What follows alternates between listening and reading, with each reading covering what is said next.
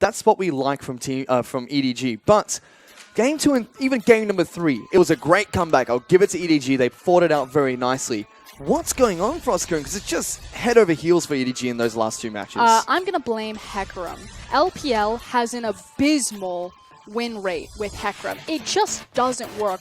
We require our junglers to be proactive with the lanes. The LPL likes to fight. You need a counter ganking or heavy ganking jungler because you know the action is going to go down. Get off that champion and get in the lanes. Well, we're heading into Champions Select for game number 4 between Team WE and EDG.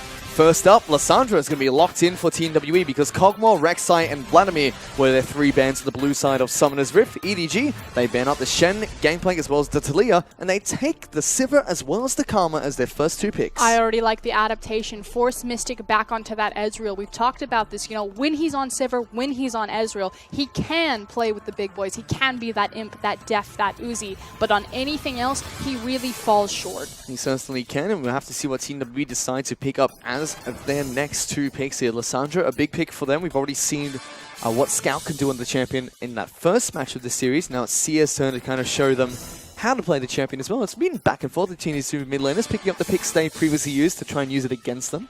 I like the fact that the teams are still very focused on kind of double TP or a lot of global presence, a lot of global ultimates, so making plays happen early around the map.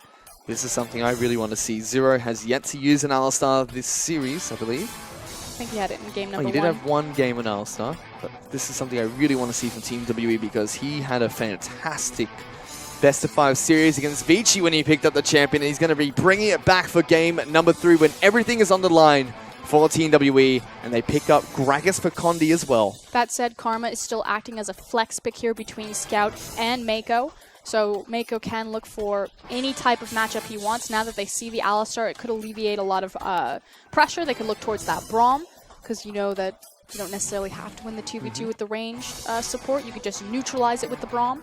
You certainly could. No, please. No Hecarim? No Hecarim. You don't like Hecarim? I just... Clearlove, how EDG win is through Clearlove. He is the backbone of that team. He empowers Deft to go off. He's like a little Ken. You gotta prep him, you gotta water him, take him for walks, feed him. And on Hecarim, you have to sit back in your jungle. You're more worried about, you know, feeding yourself, getting yourself ahead. If you're on more of a heavy ganking champion like Rek'Sai or Elise, you can do a lot more. I just think that this is the wrong direction. Well, they're taking this direction still for Oscar as they lock in the Hecarim as well as the Tahm Kench as their support as well as their jungler.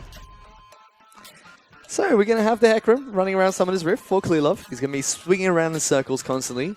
They've proven that they don't know how to play the early game with it repeatedly. We saw SKT, you know, lose with Hecarim against KT. I'm very, very scared for Edward Gaming now. Let's see if Clearlove can have a better performance on the champion heading into this fourth match. Oh, look, Ezreal. As Na's going to be locked in as the top laner of choice for 957. Hopefully trying to redeem himself, so to speak, coming into this match. Still waiting to see if that Ezreal does get locked in, and it does. Mystic's most played champion this year, looking for his 32nd game on Ezreal for 2016. We already said it, you know, if Mystic doesn't have Sivir, he goes to Ezreal. He frankly can't play Jen. It's not very good. He can kind of play Ashe decently well, but his champion pool, or his effective champion pool, is much smaller than some of the elite 80 carries in the LPL. But when he is on Ezreal, I mean, buckle up, because you're in for a show. Still waiting to see what EG pick up as their last pick. They can flex Tahm Kench top and support. They can flex Karma mid and support. But it seems like they're going to be picking up Echo, so that will head into the top lane, and we will see a Karma in the mid lane for Scouts. Typically, when you have a Karma composition, you sacrifice a lot of damage. It has a much more kind of binary play style to it because you don't have that third damage threat.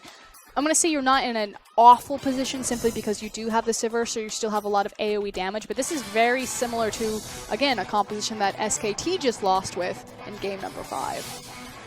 Well, hopefully EDG do not repeat that performance from SK Telecom as we do head into the match. That'll be between Team WE and EDG here. It's match point for EDG. A win in this game will put them into the grand finals of the LPL. And if RNG win later tonight, it also secures their spot heading into the World Championships this year. A lot on the line, but Team WE, can they step up to the pressure and return to glory? But we'll find out because we're heading into Summoner's Rift for game number 4 between Edward Gaming and Team WE.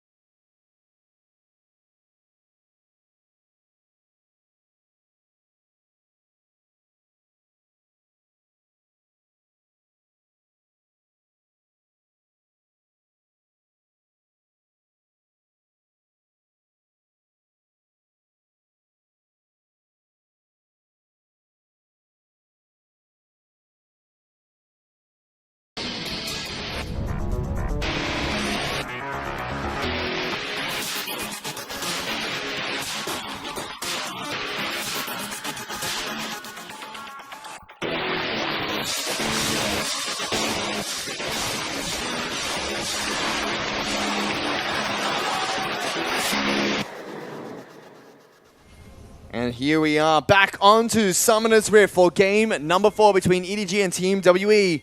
Team WE had that last match for Oscar, but a big comeback coming out from EDG to fight from 12,000 gold behind now puts them at match point. They're 1 game away from heading into the LPL finals. Which means it's time to show up if they want to take the revenge on EDG.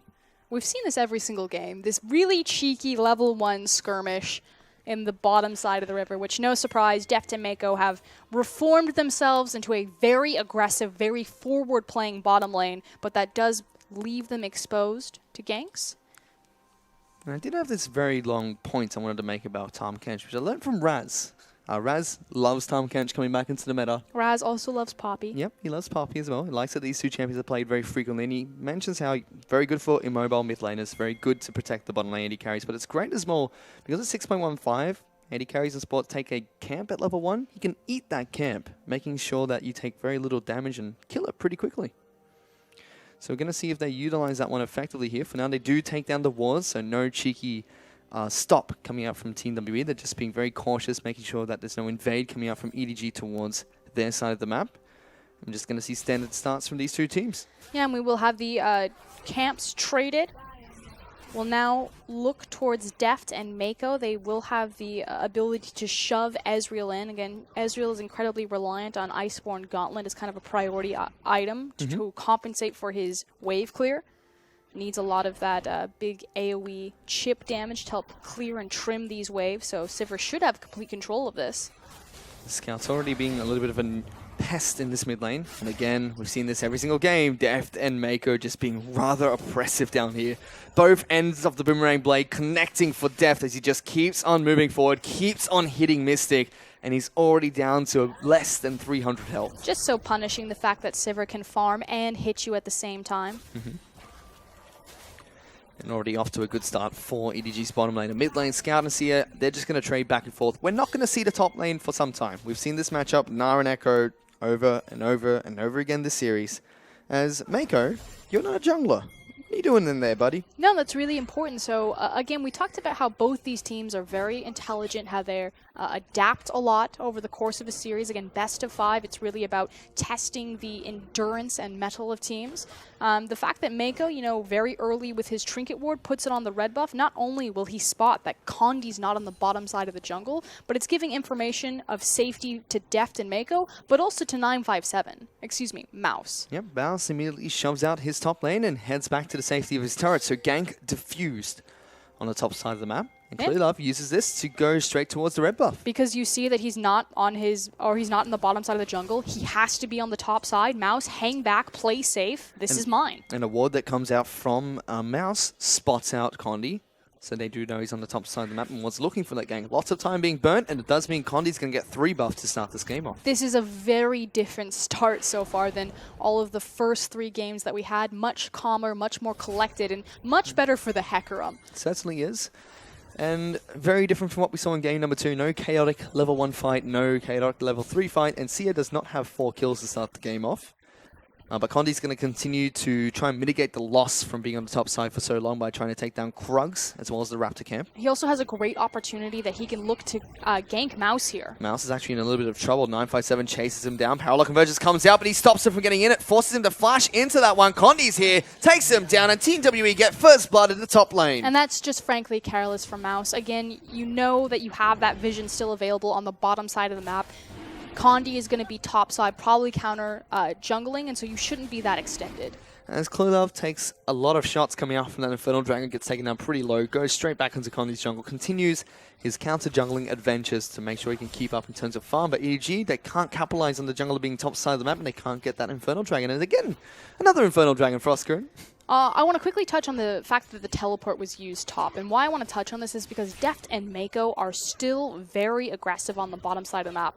Although, as I set up this point, 957 says, it's fine, I'm going to teleport anyway. Yep. He had the opportunity. He could have walked back to lane and given Team WE the advantage of having the TP. But he does not use that to go to the top side of the map. Team WE still have that teleport advantage, but that's coming from the mid lane. So Sia can impact the map quite quickly on this Lissandra. Mentioned previously how Lissandra has been a more popular pick, especially recently in the LPL, also globally due to the changes in 6.15, making the quicker you can rotate, the better from the mid lane. You have low mobility mid laners running around in the likes of Karma, Victor. Lissandra has great kill pressure. Even Syndra, she can lock them down. A lot of burst damage. She works very well with double teleport. She can instantly be in that lane and provide immediate hard CC once she's past level 6. The roam potential, the wave control and clear. Really great item effectiveness for low cost. A lot of flexibility in her item paths. So just too much good stuff on one champion. Pretty much. See again, their scout picking up this Karma. When Karma was first introduced into the mid lane, I believe it was Punish was one of the first people that brought it in to counter out a Vladimir for LGD. Since then, we've seen a variety of builds, but it seems like the Athene's Unholy Grail has really been sticking, and he's staying true to that by picking that up as his first item. Karma's big responsibility in this lane, though, is to keep Lissandra locked down so she can't freely roam, which means that Scout's constantly going to be in a position where he has to be overextended, where he has to put himself in harm's way. So it's very important for EDG that they're diligent on their flanking waves and communication to keep him safe so he can counter out CA. But here comes Condi. They do ping him out, so they know Condi's there. Sia almost gets locked down by the Karma. Scout actually moving towards the Raptor side of the map to see if he can spot out the Gragas rotating into the mid lane, but he has to be careful. He's trying to make a return gank here. But Cluelove making sure he's close by, and he wants to try and contest for his own red buff. Make sure that Condi can't steal that one away. He's positioning himself to do that. Deft and Mako, though, still being aggressive in this bottom lane. Every time Zero comes in to do that, Mako's just going to eat him up. Just throws out another Boomerang Blade and goes toe-to-toe against Mystic. Some serious trading going on. The reason they're able to be so aggressive is that they know everyone is on that top side of the map. They're going all in. Exhaust comes in on top of Def. Suddenly there's a Lissandra down here as well. Sia gets a kill. Now Mako's in trouble. He has his flash, but he can't really use it because he's just going to get popped by 3 members of Team WE. There's just nothing he can do as Mystic picks up a double kill. And frankly, they didn't even need CA to come in and clean that up for them. Mystic and Zero doing a great job punishing Deft and Mako. It's just icing on the cake. It's now top lane. Yep, Mouse in a lot of trouble. Forced to use the ultimate to try and get back to his side of the map. Doesn't have his flash and has 0 mana. So 957 just walks into the brush, finds him, and Condi picks up the kill. Team WE again off to a great start in game number 4. Have to look back towards that Hecarim. The fact that Condi has been participating in so much more than Clearlove has been able. And again, EDG really rely on Clearlove being that back pocket ace for Deft and Mako's aggression. We've already seen this once from Team WE, and that was in the last game where the early game pressure coming out from their team was just incredibly strong. Now we have to see if they can keep it up, because they did last match. They got 12. That's tilting. No one saw it. That is so tilting. They got 12,000 gold in the lead for Oscar, but even that was not enough to close out the game against EDG.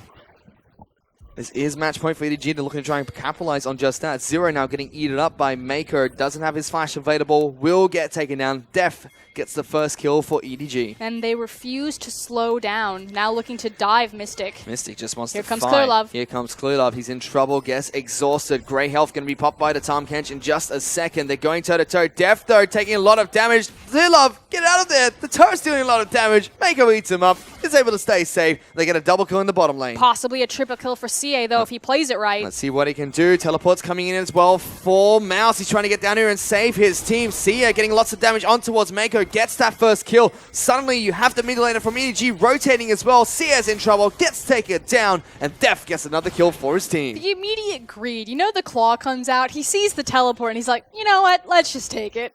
Let's just roll that gamble. Oh, it doesn't work out in his favor. Now EDG pull the gold deficit back slightly towards their favor. They're about 1,000 gold behind Team WE. Rightfully slow. So that guy is nuts to pull the claw there.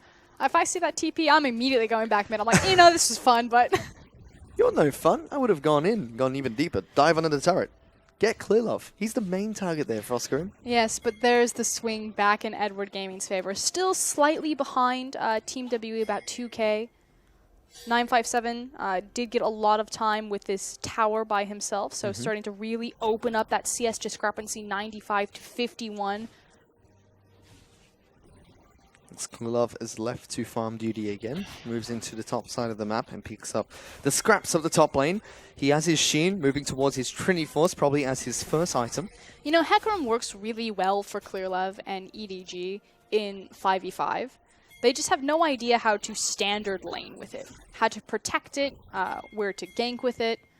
But once, you know, the map's unlocked and it's all about finding those beautiful flanks and hitting the correct targets with your Onslaught of Shadows, just beautiful. But they really need to wait, you know, sacrificing so much of their lane pressure and presence for that big 5v5 power point. They certainly do. For now, though, Team WE are the ones that are still in this lead and looking to try and maintain just that. And we've got a good dragon spawn here, Frostgrim. It's an Infernal. Yeah.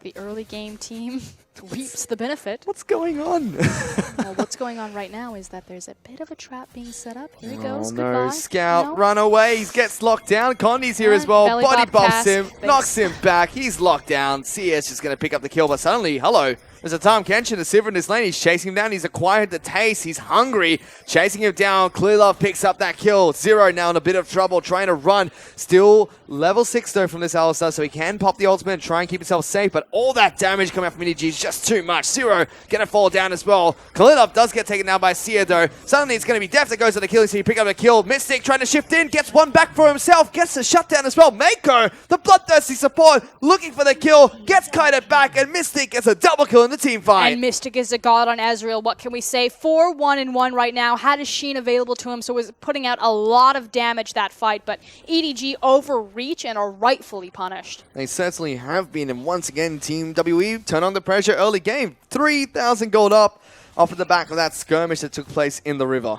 And the lane control is even going to get better for Mystic at this point, because now he has his Iceborne Gauntlet available to him. But looking back at this team fight, there's so many cooldowns burned on just picking off Scout, too. So that's what's giving EDG a lot of this confidence to start this fight back up, knowing that the cask is down, that the Lissandra ultimate has been eaten, but they really just overestimate how long it's going to take to burn Zero. And the entire time, Mystic's just hitting everyone that's in front of him. Clearlove even exhausted to add insult to injury. Sia, no damage, no mana left, but he's got a red buff, and that hurts. And Mystic also doing a phenomenal job playing with that pink ward and with the vision. So right now he's not standing up in it, but he was kiting back and forth, sidestepping outside of that brush, knowing that there's a pink ward there and available for him. Double kill coming out from Mystic puts him incredibly far ahead now. Does have the tier, and look at Clearlove. He is devastated, Frostgrim. Although, here comes the play now, He might bottom. get even more devastated. Mako eats up the AD carry. Say, all right, guys, let's go. No, can't go that way anymore. Dev, run, do something. Pray. Don't die. There's the ultimate coming in. Zero goes in as well. Mako's the next target. Puts on the grey health. Mystic tanks up a shot at the turret. Scout's now trying to rotate down. Mako's dead. Sia picks up the kill. He's on the wrong side of the map, but he's trying to get away. Scout will eventually get there. Let's see if he gets executed. Will it be? Last shot is not going to be executed as Def does get the shutdown. But the damage has been done. They're also going to get a lot of chip damage down on this outer tower. Clearlove and Scout, the last defense.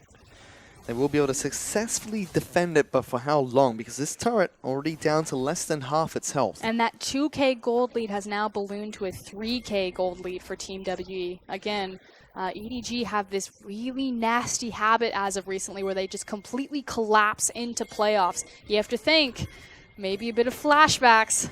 Could definitely be, and you know, this is very surprising because the first game we saw of tonight, EDG just stomped through Team WE. And even though they won that last game, it looked like it was going to be Team WE's game to win. And now it looks like a repeat performance here. The early game being fumbled very heavily. Boomerang Blade stops any cheekiness, doesn't give visions, and they don't know who's in the brush. Just suspect it might just be Zero. This Mystic still waiting. Condi's gone back to base though. Still, Mystic in a much healthier spot in terms of the 2v2 with that Iceborne Gauntlet, able to help him trim and control that wave much easier against Sivir.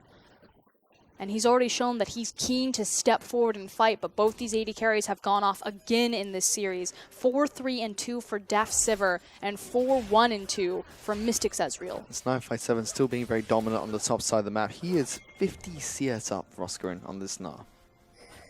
Mouse has been spending a lot of time elsewhere on the map, though. Hasn't got too much done for himself. Has died twice and only picked up a single assist.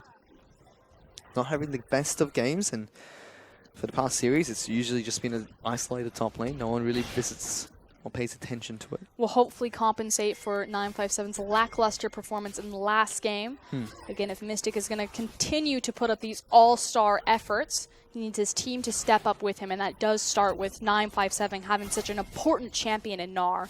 It definitely does. For now, though, it's back to farming up in the lanes for the two teams. Team WE will be very happy to have this early gold lead. Other big itemizations coming out is the fact that Clearlove has completed his Trinity Force.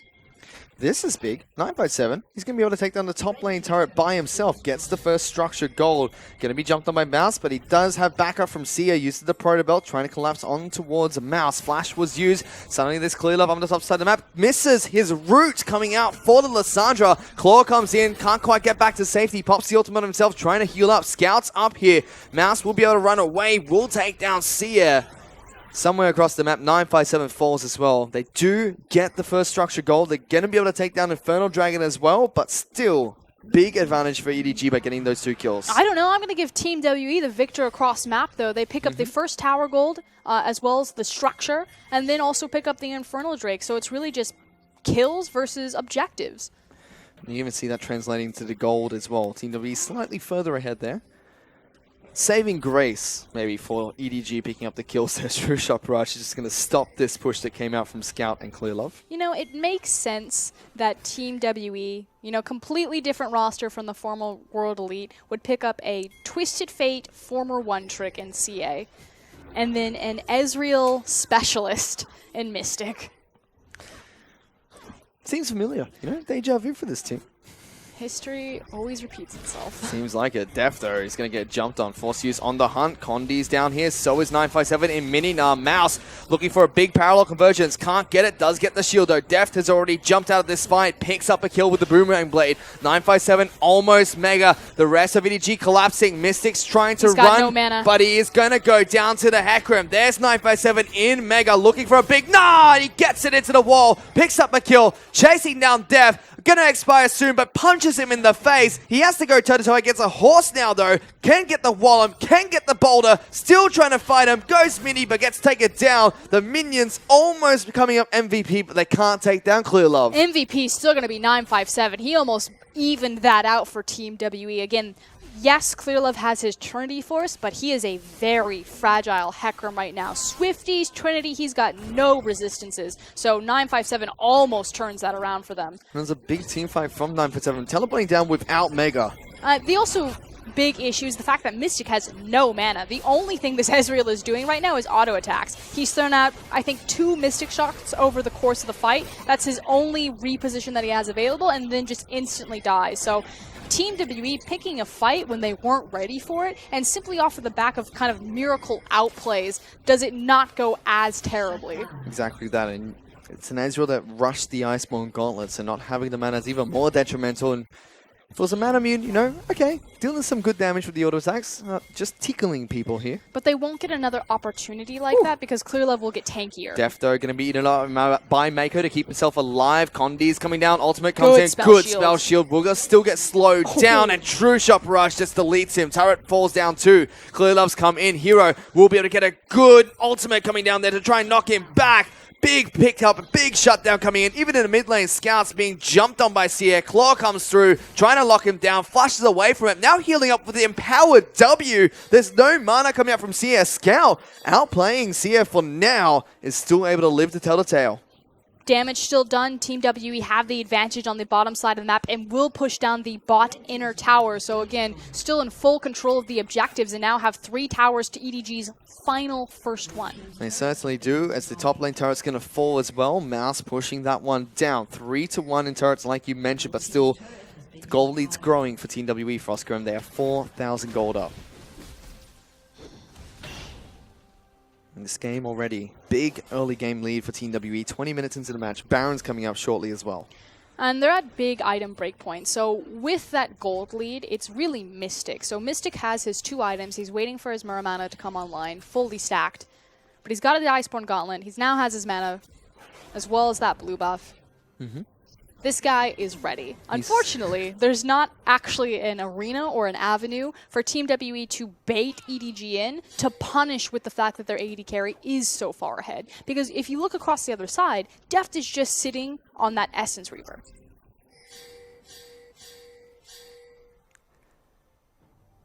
And still Team WE looking to try and dictate the flow of this game. Dragons up in a minute 50. And Baron, like we said, is live because we are 20 minutes into the game. The rest of EDG grouping around the bottom side of the map here. Could potentially be a dive on towards 957, who's turning into Mini Nah and still under the turret. He goes toe-to-toe against Deft instead. That's a lot of damage coming out from this Nah. 957's hungry. Clear Love will be able to lock him down, go underneath his turret with the ultimate. But Deft, he is dead. They trade 1 for 1. Clear Love on the wrong side of the map being chased down by Condi. Pops the ultimate. We'll be able to take him down shortly. But let's take a look at Mako because he is in trouble. Mystic picks up a kill and goes on a killing spree, as that puts Team WE 5,000 gold in the lead. Defs can't even compete with Gnar right now, who has double items over him. Iceborne Gauntlet as well as the Black Cleaver. Like, this is the gold discrepancy speaking for itself. In EDG, yeah, Team WE don't have an arena, you know, a dragon or a baron to bait them into, but they're just running headfirst into the meat grinder. And it's a 1 for 3 trade that goes in favor of Team WE. They're just getting even further and further ahead in this match. They've seen this before. Losing the game faster, when really all they need to do is sit back. They have incredible wave clearance. Zero now diving. Scout getting locked down here. He is dead. Obliterated. Mako joins the party. So does the teleport coming out from Mouse, looking to use the parallel conversion to lock people down. Turret is going to fall. Team WE get a pick and an objective. But you know they're going to be there, Scout. They can't go bot side because they've already taken the tower. They could look to go top side because it's a deep freeze, but break the last standing outer tower. Push through coming in for Team WE. They take down the inner turret as well. Mouse taking a lot of damage. Zero split off to the side, still trying to defend. Team WE pushing for this inhibitor. It looks like they are. 957 goes into Mega. Has to be a flash that comes out from Mouse to get away. And look at where Clear Love is. He's literally farming Krugs. His team is literally just, the base is destroying, the house is on fire. He's the dog sitting at the table like, this is fine. This is totally fine. Everything's fine. Hate to break it to you, Frostgrim, he's on Hecarim. That horse is not amazing. Definitely is not. Still 6-3-3. Doing the best in his team despite not being amazing, as Cloud Dragon does get picked up, and it shows an Infernal Dragon's coming up next for Team WE. Okay. EDG need to reset the map. They've got plenty of wave clear. They have so many tools to stall this out long enough where they can have another miracle comeback that they had in Game 2. Excuse me, Game 3. Team WE on the other side, they've got their massive gold lead. It's closing in on that 10K. Can they finally put the boot on EDG's neck and just press down? Look for Game 5. 957 is having a very different performance on this Gnar. So it's not just Mystic having to step up and hard carry. He's got others around him. He has Zero, has the Alistar. That champion should be taken away. He's got 957 really performing on the Gnar this time around. Speaking of Mystic, he's got his Blade of the Ruin King. He's 7-2-5. About 10 CS ahead of Deft as well. Doing well on this Ezreal, showing why Showing why he's named Mystic, pretty much. Yep. Doing really well. Looking to try and contest for this red buff, sorry. And Clearlove barely takes it for himself. But importantly, not getting taken by Sivir, which would be the big benefactor of the buff. I think at this point, you're just trying to cut your losses. Seems like all EDG are able to do for now because Team WE have looked decisive in skirmish after skirmish. Every time EDG fight back, they lose more members than they take down. As they're looking to push the top side of the map, and Team WE look to try and get even more vision control over the Baron buff. And EDG, again, have to be very diligent in their ward control. Yes, they do. They can't afford to be picked off here. It would mean a free Baron. And speaking of picks... They're looking for Mako. Lyssandra's going to join the party as well. Tahm Kench has to blow his flash. Zero goes over the wall, locks him down. That's a dead support for the side of EDG. Rampage comes out for Mystic. He's now 8-2-5. It's not enough to turn on the Baron yet. They want a bigger prize. They want that horse. They want that Sivir.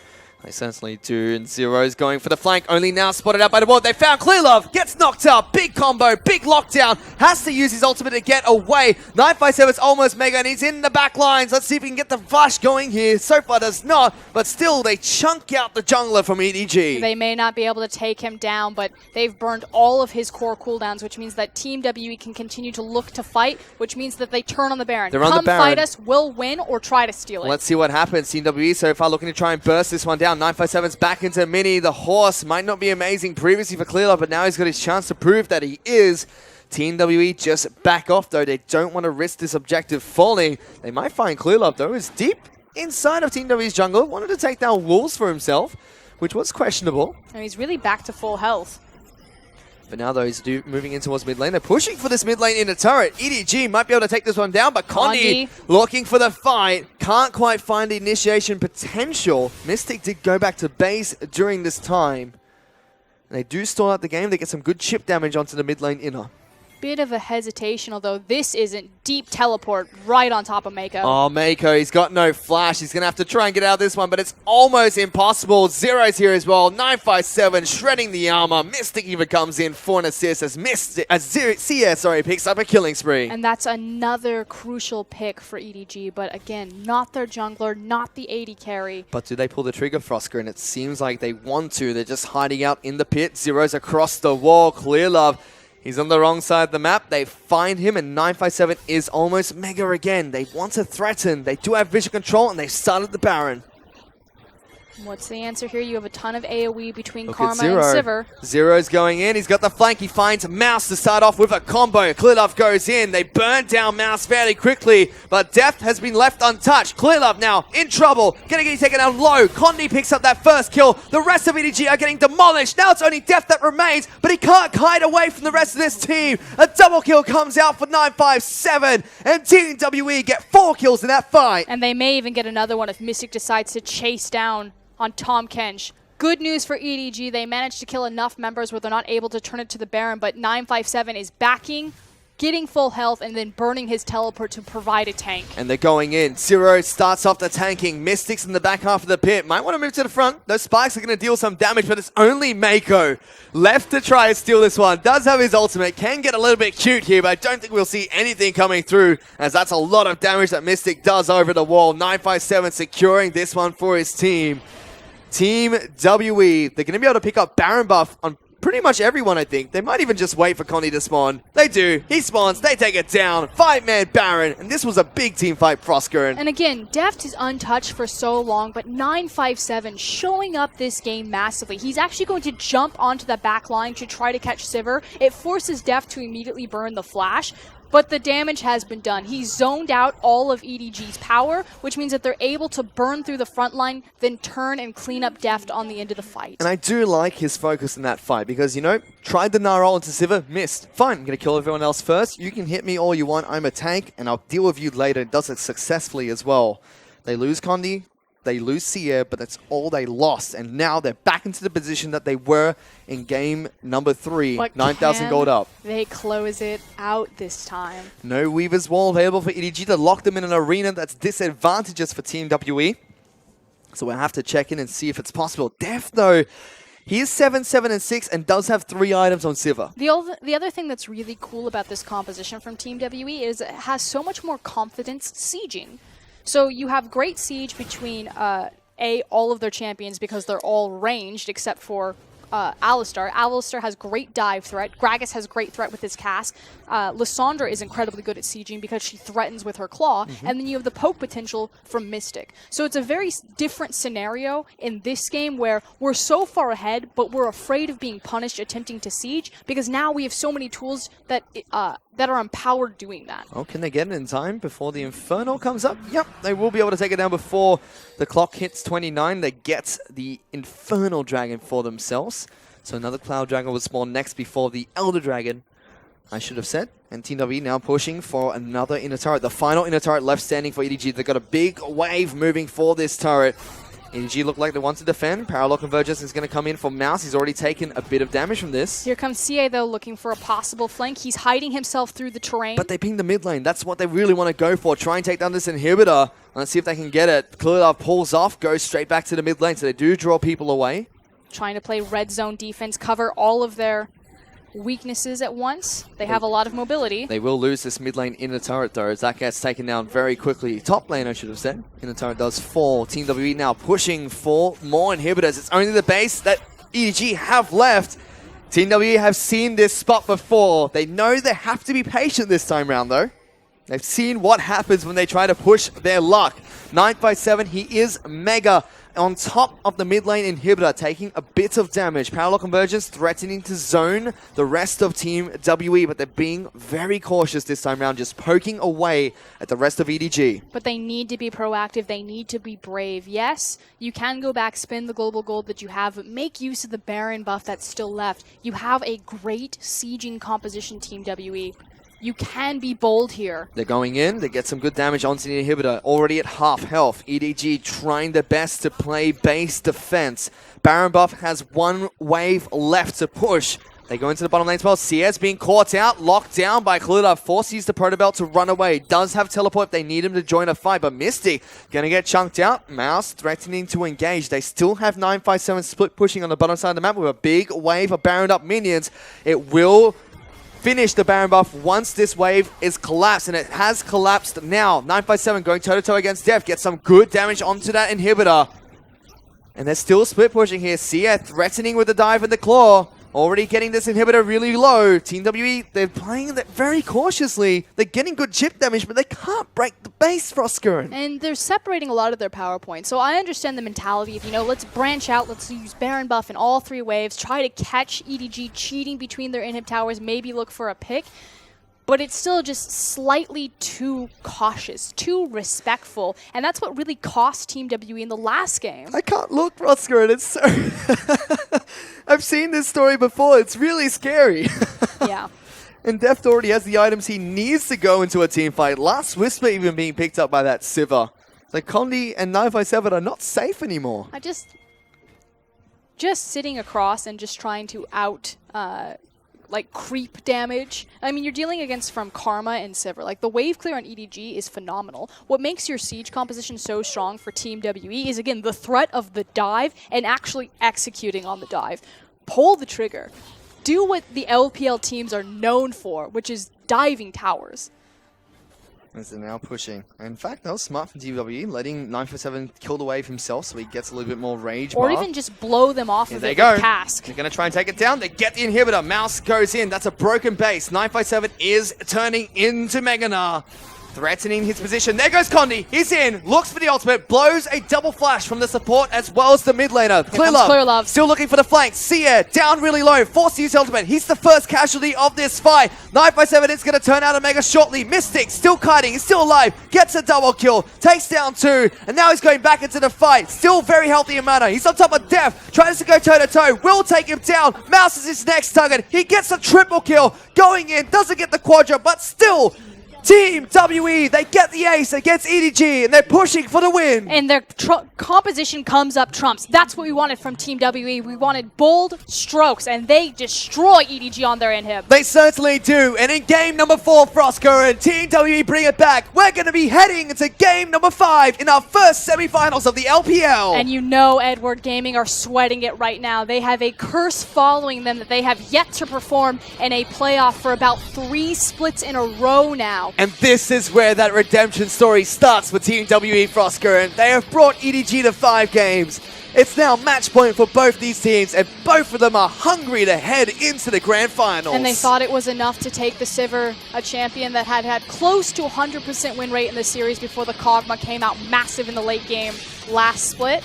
They force Mystic onto the Ezreal, and he performs massive. But once again, huge props to Team W, because criticism that we have for this team this entire split was their lack of early game, and they've shown again they can do it against the best team in the LPL, EDG, who are still undefeated in every single series. It's also their evolution of what they're doing in the early game. So yeah, they're getting these leads, but then they're able to close out on top of them. We saw it last game that they were hesitant, that they were scared, that they were too cautious, and it burned them. This time around, they stepped up. They certainly did. This time, they were cautious when they needed to be, and they pulled the trigger exactly at the right time. Connie on that Gragas was a huge difference as well. Knew exactly when to go in and try and force these fights. Big props to 957 as well. We were very harsh on him last game, and rightfully so. He fumbled so many crucial team fights, but this time around he really stepped up to the plate. And it meant that Mystic didn't need to work so hard. He has been having a superstar performance so far on this series. I would say probably outperforming Deft, especially in some of these key damage outputs. But 957, he just needed a friend, someone that could get onto his level and help him out. But even though you say Mystic didn't need to work that hard, he certainly did for Oscar, and he was a force to be reckoned with on this Ezreal. He knew exactly when to go in, exactly when he needed a kite. This was one of the big team fights as well. Like you mentioned at the time, abusing the vision of that brush. Yep, walking in and out of it, knowing that he has the pink ward right there, so denying a lot of opportunity from Def to land crucial auto attacks, and then just abusing the power of the Sheen, just beautifully executed by Mystic. Even making sure that he's the first one to auto attack when he changes targets, so well done from Mystic in that fight. And it was just the global pressure coming up from Team WE. Even though they trade poorly here, they still win the fight. They only win it off of the miracle plays from 957, really. And Mystic has 0 mana in this fight. He's just going to get popped. And it's this Gnar on the back half that manages to keep Team WE even. It certainly was. Team WE, early game really strong. They got a nice 2,000-3,000 gold lead and just snowballed that into a massive lead. Bring it back to game number 3 though, Frosker, and you know, they fumbled that goal lead. That should have been their win, and with this match, they should have been heading into the grand finals, but that fumble now has given ENERGY one last chance, and it's that game 5. And now it comes to who's going to be the more veteran squad, who's going to act under the pressure. We talked about this all the time. Edward Gaming, they have tripped at the finish line the last 3 to 4 times in a row at the playoff mark. You see it on ClearLove's face. He's definitely feeling this pressure. They have very young, very inexperienced players on the roster right now. It's not Pawn, it's Scout. It's not Koro, it's Mouse. What will they do in Game 5 of a semifinal for that chance to represent LPL on the world stage? And we're going to find out what they're going to be able to do, because the last match of this Best of 5 series is coming up after this break.